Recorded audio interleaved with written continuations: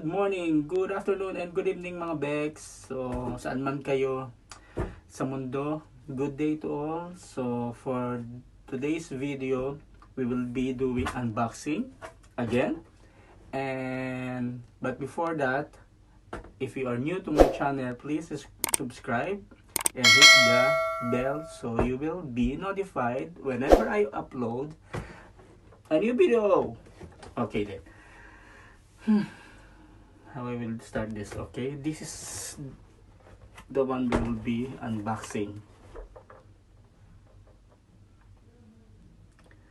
So this is a Geepas Ultrasonic Humidifier.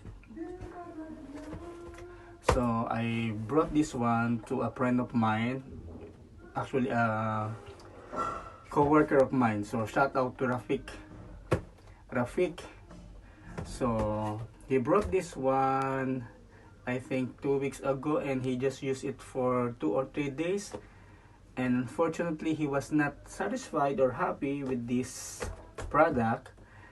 So he offered me to buy it for him, and fortunately I am also looking for the same thing because it was on sale in Carrefour when he brought it, and I got a huge discount, and thank you for the discount, Rafik.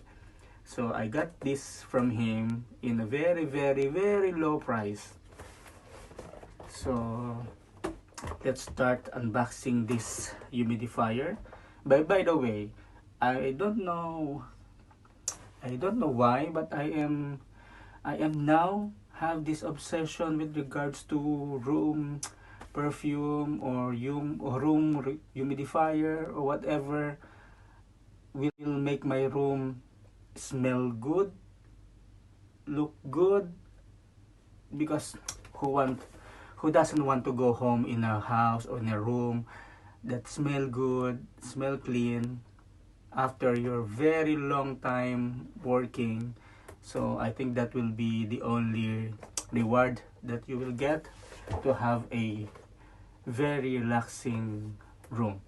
So I have in my room, no minute, I have this in my room. So this is a wallflower by Bath and Body. Okay, Bath and Body. Yes, Bath and Body. And I also have a mist. See, and I have extra oil diffuser for that one. So as you know, or as you notice, this is a sign of obsessive. Anyway, so let's do the unboxing.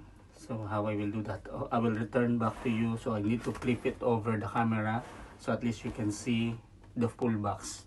Just 1 minute. So this is the Geepas Ultrasonic Humidifier. Hey, bring me home and say goodbye to dryness. Oh, speaking of dryness, I am so dry since October. And it's have double nozzles, capacity 4 liters, 16 hours of continuous mist, and with aroma. And by the way, also brought this one from Daiso, aroma oil. I know it's cheap quality Daiso, so hey, it's just a testing. Okay, so I already prepared the maximum 3 liter for this. Okay, so let's do the unboxing.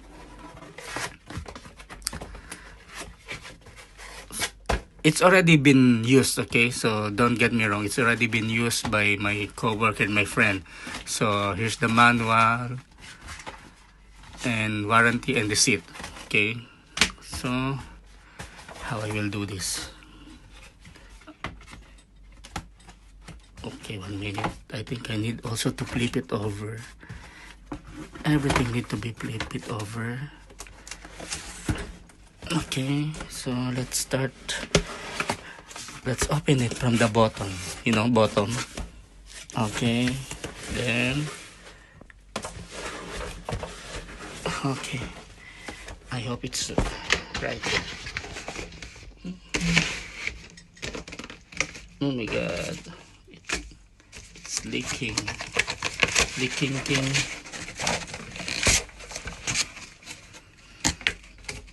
Oh my god, why you're making my life so hard? Okay, now it's open.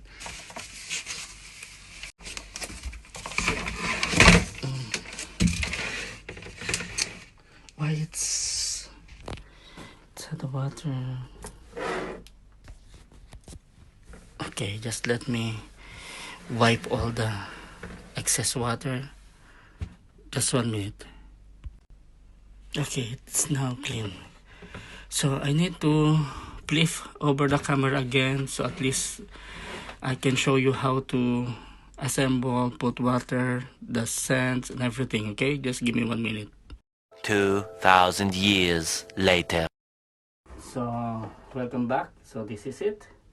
This is the Geepas Ultrasonic Humidifier. Para sa thumbnail. Okay, tapos sa thumbnail. So let's assemble this one.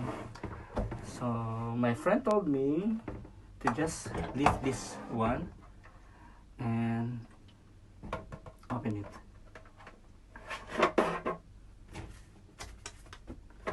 Okay, so this is where you need to put your water. Capacity, it's what? 4 liters. So I have it with me, 1.5, so 3 liters of water.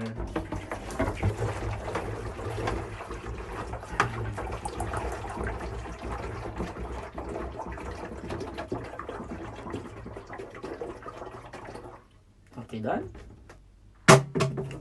Next.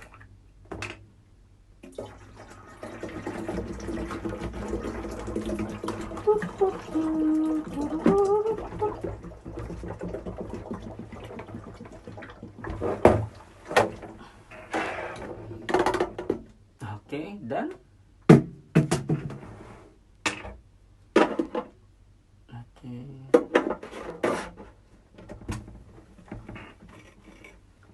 So now we need to put it back. So this is how the bottoms look like. Wait, because there's a water. Okay, this is the bottom look like.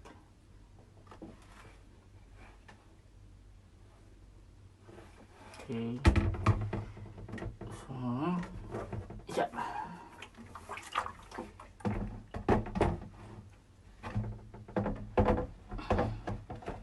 Okay.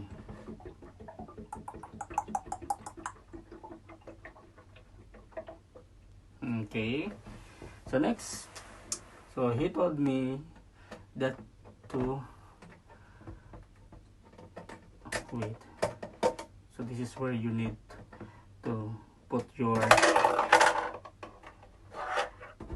aroma oil or whatever you have. So this is the bottle that you need to refill, and for now I think I will use this one first, although it smells like, I don't know. So only for this video we will just use this. Okay, so you need, this is what they call double nozzles. So you have this one, the large one, and the small one, and put it back.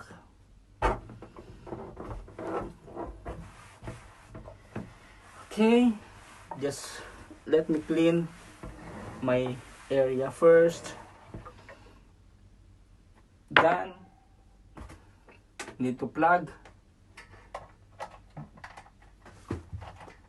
Okay, done. So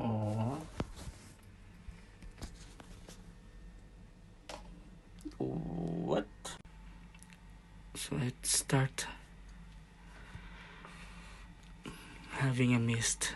So that is, so this is not still full, okay? So but the mist is already good, I mean, right?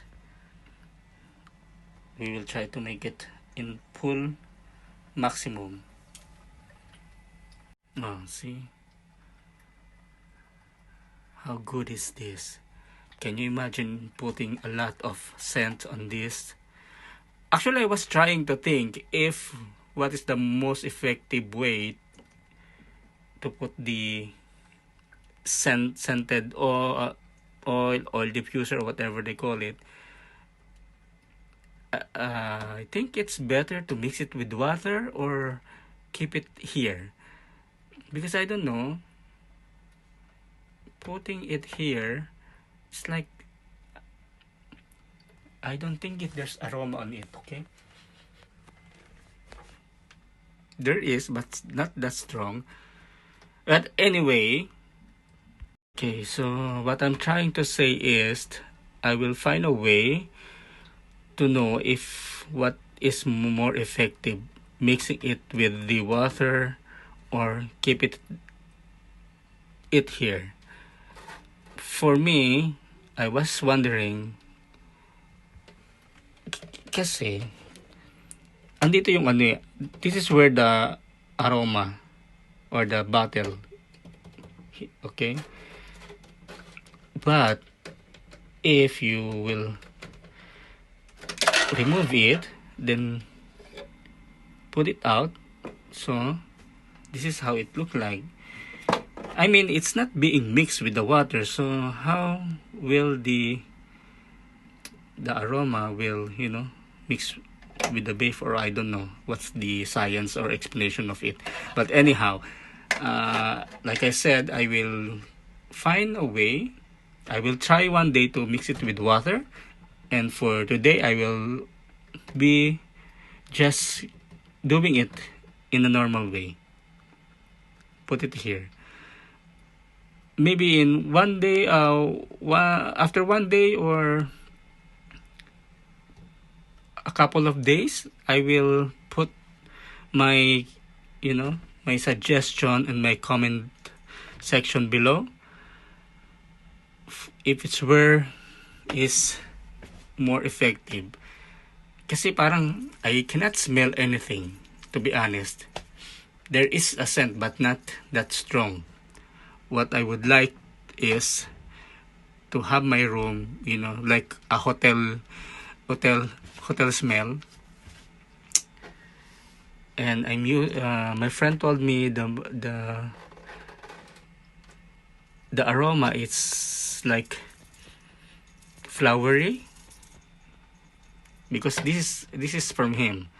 This is what I brought that I didn't use until now because it's mint. So what I'm planning to do is to try this one, to mix it with water. But anyhow, for me, I think I will be satisfied in the quality of the mist that this one's producing, and it's can be controlled to whatever you like.